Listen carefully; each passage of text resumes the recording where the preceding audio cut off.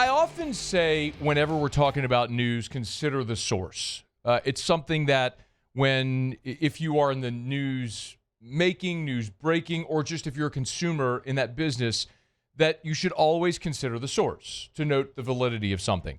The internet has been ablaze with all rumors about Nick Saban, and you've all texted them to me, tweeted them to me. I've seen everything that you all have put out there. I think most of it is absolutely insane, foolish. There's not a morsel of truth behind much of what a lot of has been circulated on the internet. When Shaquille O'Neal says something, though, you're going to pay attention. He is, I would argue, LSU's most famous alum in the world. I mean, there just aren't many people walking the face of planet Earth that are immediately recognizable anywhere on the face of planet Earth and that go by one name. Shaq, Universal. He's also worth about $500 million. Anyone associated with LSU, LSU athletics, LSU football, anything, is taking Shaq's call. Shaq is having a different level of conversation than Bob on Reddit. Let's just be honest, okay? Whoever you think your great source is that leads you to go put something on Twitter, it's not as good as Shaq's. Okay? I think we can all agree on that. So Shaq gives an interview to Us Weekly and says that he's hearing through the grapevine that LSU is in talks with Nick Saban, trying to get him to come back to coach at LSU. I'll reiterate something that I often say during the silly season, the coaching carousel cycle, which is consider everything, believe nothing. Consider everything, believe nothing. Remember, 4 years ago, Lincoln Riley was going to be the LSU coach until he wasn't, and then, boom, it's Brian Kelly. Consider everything, believe nothing. So consider the fact that maybe Nick Saban could be LSU's coach, but anything that you're hearing, reading, seeing, don't believe a lick of it as fact. Consider everything, believe nothing. What I will say is that, and I don't mind sharing this piece of it.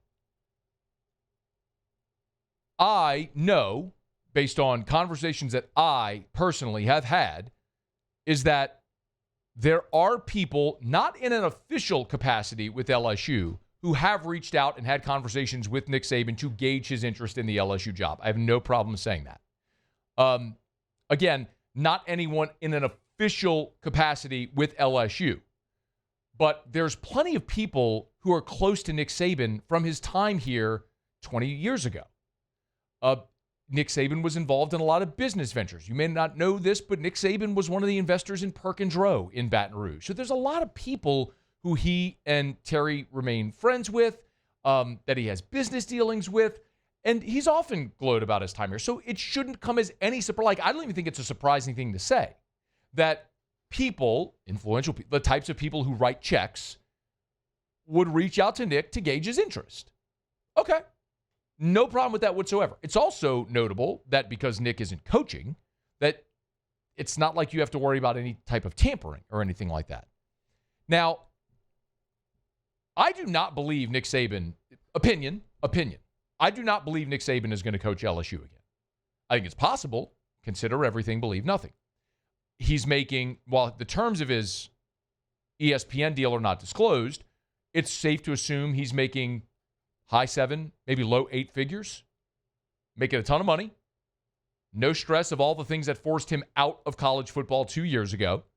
Gets to stay close to the game. All the things that are very obvious. Does he want to get back in at 74 years old into the culture that he was growing not to love, which is why he left? Probably not. Could LSU make it enticing for him? Sure. And I know we just had this conversation a week ago about the money and the governor not wanting to give a long-term deal. That's one of the beautiful things about a deal you'd potentially do with Saban. You'd be talking about a 3 to 4 year deal. You wouldn't be talking about a 10-year deal. It would be a high dollar amount, but it would be a short term, so you wouldn't be saddled with the long burden of a buyout or something like that whenever it would come to an end. If you have a chance to get Nick Saban to coach your team for 3 years and reestablish a foundation and hand it off to someone, awesome. Of course you do that. I don't know that I believe that's going to happen, but consider everything, believe nothing. The other thing I'll tell you is what was relayed to me is that from Nick, it wasn't a no. Wasn't a yes, but the fact that it's not a no at least leaves the door ever so slightly ajar to a conversation. A conversation potentially with Verge Osberry, who Nick's known for 30 years. And maybe see where things go. Again, this isn't clickbait. I'm not rumor mongering. I don't think this is happening. And it is totally natural to assume people around LSU would have a conversation with Nick, even just for his consult. Hey, who would you hire? What do you think? But, continue to say it. Consider everything, believe nothing. Or believe nothing, consider everything. Even a Nick Saban return to LSU. We'll keep you posted. Hey, thanks so much for watching. Please leave your comments. I love to interact. And be sure to hit the red subscribe button below.